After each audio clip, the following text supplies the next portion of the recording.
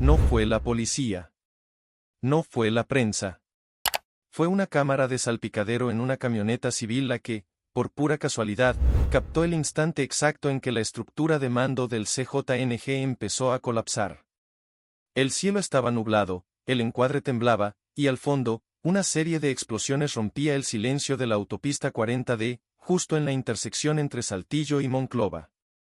Desde dentro del vehículo, se escuchó un grito por radio entre estática: S3, lo están cercando. El conductor entró en pánico. Solo 14 minutos después, el video se propagaba en Telegram, Reddit y Twitter X. No había detalles claros, ni comunicados oficiales, pero algo era evidente: alguien importante estaba siendo cazado. Y ese alguien era el R3. A la 1:27 de la madrugada, la cuenta Yasameintel publicó una alerta helada: R3 detenido. Contenedor recuperado. Biológico encontrado. Por primera vez, en una operación contra el narco apareció el término biológico. Y con eso, el Sistema de Seguridad Nacional entró en fase de alerta. Una figura clave del CJNG había sido capturada viva. Un cargamento cifrado fue neutralizado. Pero lo más alarmante era lo invisible: las drogas solo eran la fachada. Lo real, escondido entre paquetes, era un arsenal de guerra biológica. Lo que parecía un video borroso en la autopista se volvió el punto de quiebre. México acababa de cruzar una línea, donde los cárteles ya no solo trafican sustancias, sino amenazas capaces de colapsar regiones enteras sin un solo disparo. El contenedor era gris ceniza. No tenía matrícula. Tampoco emitía señal FID. Desde afuera, parecía una unidad de carga industrial más. Pero al abrir la cerradura con un cortador de plasma, la realidad cambió de golpe. Adentro, perfectamente alineados, había 5.142 kilos de metanfetamina cristalina pura. No en ladrillos envueltos como en los viejos cargamentos, sino comprimidos en 128 bloques de policarbonato transparente, recubiertos con una película antiondas. Diseñados específicamente para evadir los nuevos escáneres de rayos X en aduanas internacionales. Cada bloque estaba numerado con tinta invisible, solo visible bajo luz ultravioleta de grado militar. Era una carga de alta gama. Y no venía sola.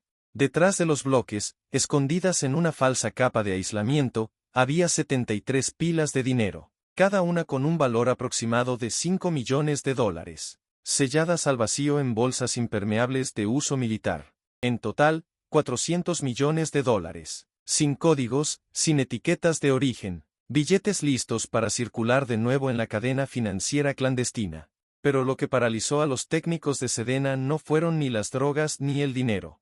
En la pared trasera del container, oculta tras una capa de pintura térmica, había algo más. Un compartimiento secreto, hermético, diseñado para pasar desapercibido incluso ante los equipos más avanzados. En su interior, 3 tubos de acero inoxidable a presión, conectados a sistemas de microrrefrigeración y controlados por un panel biométrico. Un montaje reservado exclusivamente para el traslado táctico de agentes virales altamente sensibles.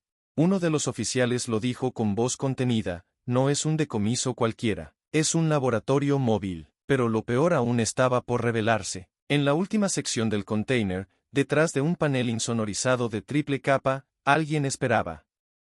Sentado, con las manos atadas, la mirada fija, los labios cerrados, sin resistencia, sin sorpresa, era el R3. Él no tenía registros biométricos, no tenía cuentas bancarias, no tenía redes sociales. Y sin embargo, era la única persona autorizada para aprobar el movimiento de cargamentos desde la frontera con Guatemala hasta el estado de Sonora. En el mapa del crimen organizado no figuraba como líder visible. Pero en los círculos de contrainteligencia, era conocido como el enlace fantasma. El vínculo silencioso entre el flujo de dinero, el arsenal biológico y los nodos digitales del CJNG. El R3 no hablaba, no ordenaba, transmitía comandos a través de señales cifradas, como un sistema automatizado, como una mente remota incrustada dentro del cártel. Una fuente del Ministerio de Defensa fue clara: si se neutraliza este nodo, la red se cae sola. Porque no era un operador. Era el eje de toda la arquitectura invisible. Un mecanismo que conectaba cargamentos, laboratorios y cuentas espejo sin dejar rastro humano alguno. Su existencia misma era una anomalía. Y su captura viva, una grieta irreversible en el corazón técnico del CJNG. Los datos recuperados del portátil confiscado no eran simples archivos de tráfico. Revelaron que el R3 no solo operaba dentro de la red, él la había diseñado. Fue quien creó el esquema logístico que disfrazaba armas biológicas como equipos de telecomunicaciones. Cada envío, cada componente, cada canal estaba pensado para pasar por los escáneres internacionales sin levantar sospechas. El contenedor que transportaba los bloques de metanfetamina no era un simple vehículo, era un centro de mando móvil, con estructura militar y sellos invisibles para ocultar su verdadera función. Pero lo más alarmante no eran las rutas de transporte, era el dinero. El mapa de flujo financiero mostraba un circuito perfectamente trazado entre Querétaro, Chiapas y Florida, operado mediante empresas fachada que simulaban actividades agrícolas, tecnológicas o comerciales. El R3 no movía solo droga, movía capital. Y con ese capital, financiaba nodos, armamento y una estructura paralela al Estado. No era un operador, era el cerebro, un eje invisible entre el dinero, los datos y la guerra biológica. 3 días antes de la detención, un dron de reconocimiento térmico detectó un contenedor CMC gris ceniza sin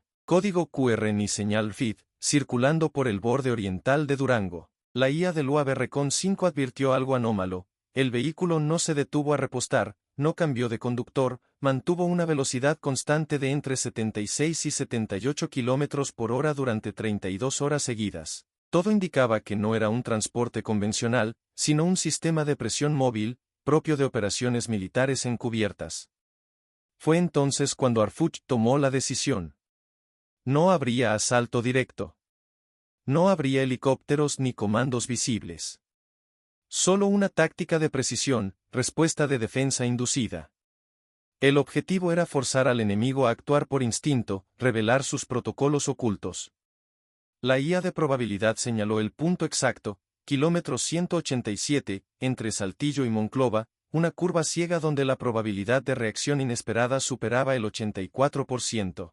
Allí se desplegó un camión Kenmex como obstáculo. Un dron voló bajo a 60 grados para medir ondas electromagnéticas, y el equipo Tigre 27 se dividió en dos, fingiendo un accidente entre dos camiones de carga. A las 11:32, el contenedor apareció. El escenario ya estaba armado. La red, sin saberlo, estaba a punto de exponerse. A las 11:36, el radar detectó interferencia de onda corta, una señal inequívoca de que el sistema defensivo se estaba activando. Pero todo terminó en exactamente 47 segundos. Tigre 27 avanzó desde ambos flancos. Desde el frente, la cerradura fue cortada con plasma térmico. Desde atrás, las ruedas fueron inmovilizadas con dispositivos magnéticos mecánicos. El conductor fue neutralizado antes de que pudiera activar la secuencia de borrado. Ninguna señal salió del contenedor. Ninguna resistencia fue enviada. Cuando se abrió la última compuerta, el sistema de mando seguía funcionando. R3 estaba dentro, con las manos sobre el panel de control, inmóvil, sin parpadear, como si jamás hubiera imaginado que lo capturarían, sin disparos, sin órdenes de rendición, solo un golpe certero, dirigido al corazón de su ilusión de invulnerabilidad. Cuando los técnicos de Sedena retiraron el último bloque de metanfetamina, no esperaban encontrar nada más. Pero un oficial notó algo extraño. La pared trasera del contenedor no era lo que parecía. A simple vista, era solo un panel de aislamiento. Pero tras una inspección con escáner térmico, reveló una segunda cámara sellada, con un sistema de presión independiente y un panel de control asegurado con código biométrico. Dentro de esa cavidad estaban los verdaderos secretos. 3 tubos de acero inoxidable de alta presión, cada uno de 1 metro con 20 centímetros de largo, equipados con sensores térmicos, válvulas de seguridad y un sistema resistente a vibraciones electromagnéticas. Parecían tanques industriales, pero no lo eran. Una placa de circuito integrada llevaba una marca escalofriante, G9, MAD-S7. Activo por reacción térmica. Esa línea bastó para paralizar a todo el equipo. No se trataba de un virus natural. No era una toxina común. Eran cadenas de ARN reprogramadas, diseñadas para activarse solo al alcanzar cierto umbral ambiental de temperatura. Comprimidas en solución de hidrogel, estas moléculas podían sobrevivir sin refrigeración durante 30 días. Estaban acompañadas por un difusor microtérmico, una tecnología vista únicamente en conflictos como Siria o en laboratorios secretos en Donetsk. En términos técnicos, una amenaza biológica de nueva generación, lista para ser dispersada por vía aérea. Y México no estaba preparado para enfrentar algo así. El análisis genético fue contundente. Las secuencias internas de ARN no coincidían con ninguna base de datos local. No fueron desarrolladas en México. Los patrones moleculares estaban alineados con cepas virales experimentales detectadas en 2021 por inteligencia rusa en un laboratorio biotecnológico de alto nivel en Kharkov, Ucrania, un lugar acusado de investigar armas biológicas de última generación fuera de cualquier supervisión internacional. La implicación era directa. El CJNG no había improvisado. No era una operación artesanal. Estaban invirtiendo en capacidades de guerra biológica con protocolos comparables a los de estados en conflicto.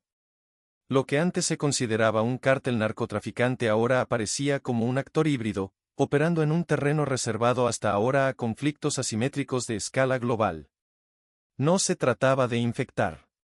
Se trataba de desestabilizar. De inutilizar cadenas logísticas, provocar parálisis médica regional, forzar cuarentenas y respuestas de emergencia sin disparar una sola bala. Era el cambio de paradigma. Y el laboratorio móvil dentro del container no era una rareza. Era una célula táctica incrustada en una red más amplia. Una que ya no vendía drogas. Vendía colapsos. Si ese container hubiera cruzado la línea de Sonora hacia Arizona, el resultado habría sido catastrófico. No una explosión. No un atentado inmediato. Sino una liberación silenciosa, progresiva, imposible de detectar a tiempo. El agente biológico, una vez activado por temperatura, habría comenzado a difundirse lentamente en centros logísticos, almacenes de alimentos, terminales de transporte.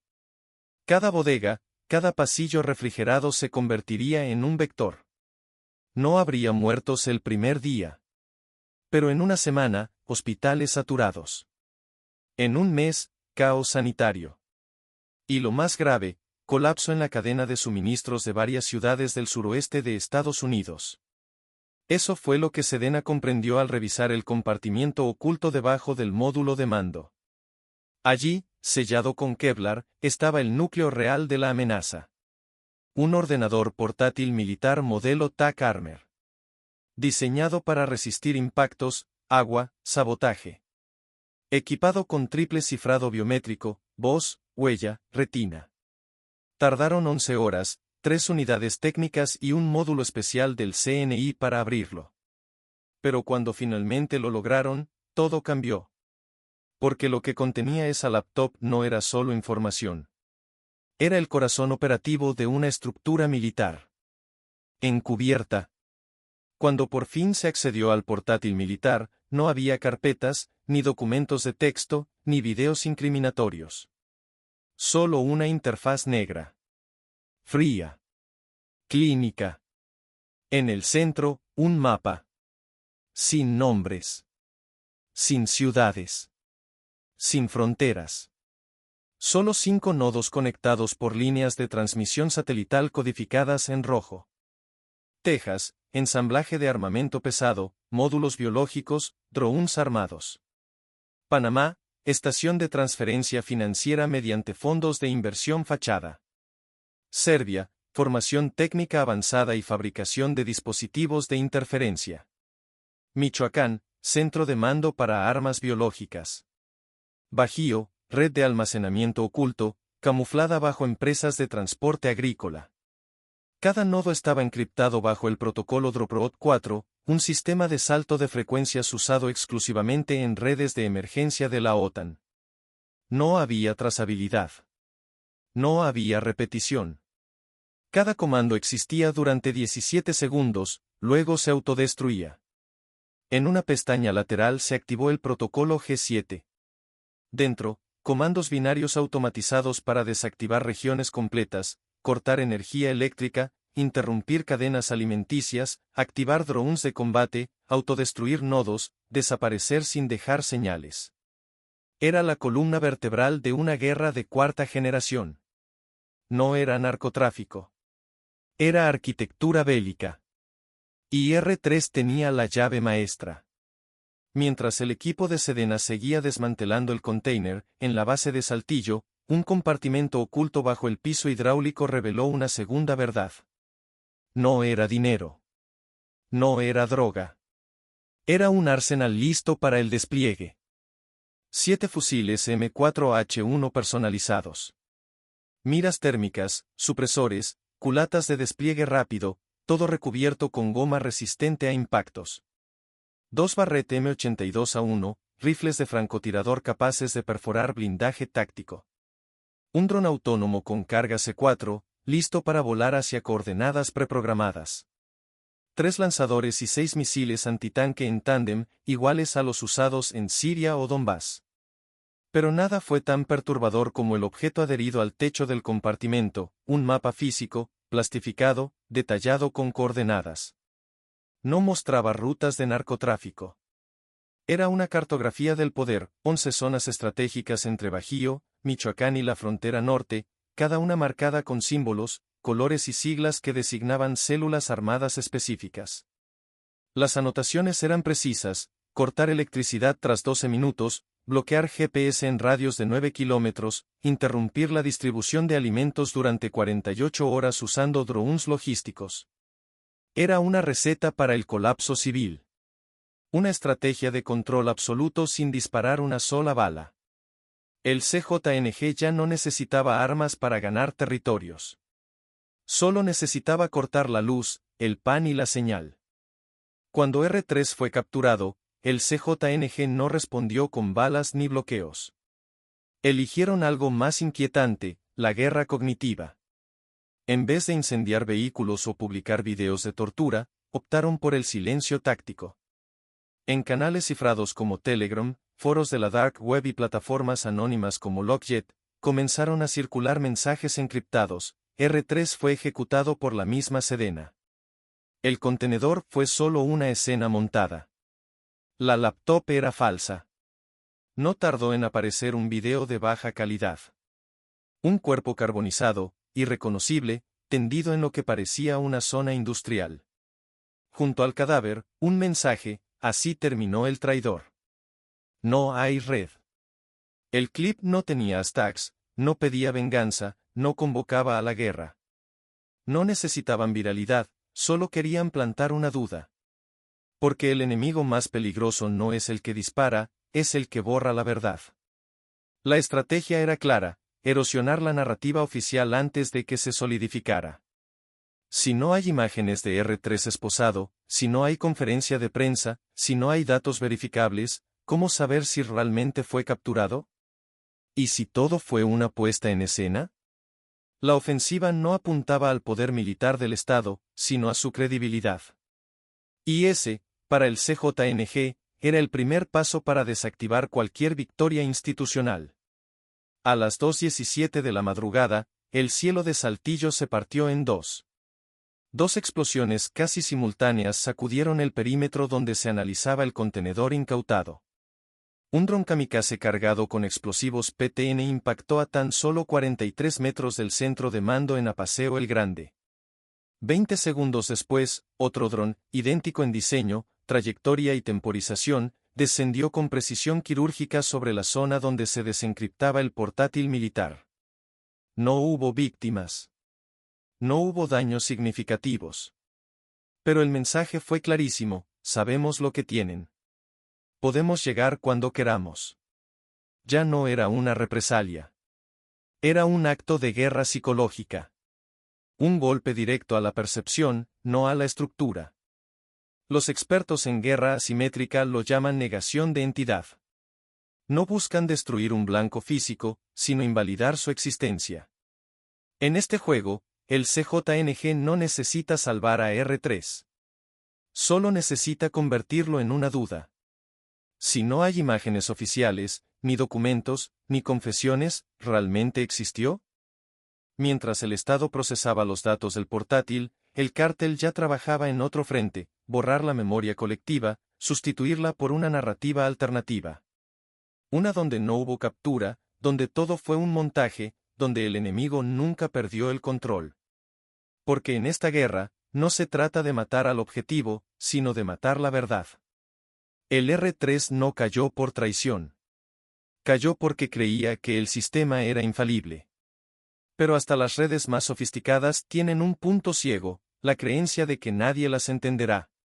Durante 7 años, operó como una mente descentralizada, distribuyendo comandos, disfrazando armas como datos, sustituyendo jefes por señales.